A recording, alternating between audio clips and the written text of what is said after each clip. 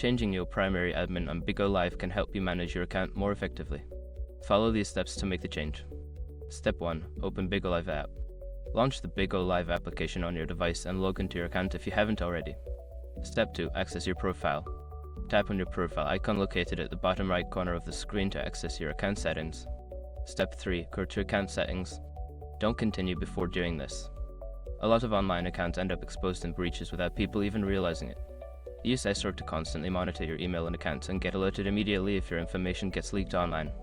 It scans billions of breach records 24/7 in the background. And honestly, for a few dollars a month, it's something everybody should probably have. Link in the description. Step 4. Select Admin Management.